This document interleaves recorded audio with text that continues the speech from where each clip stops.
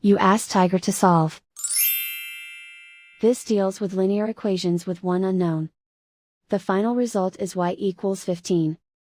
Let's solve it step by step. Group all constants on the right side of the equation. Add 6 to both sides. Simplify the arithmetic.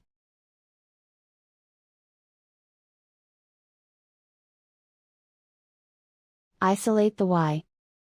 Multiply both sides by inverse fraction 3 over -1.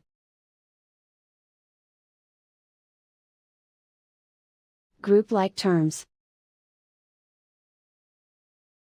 Multiply the coefficients. Simplify the arithmetic.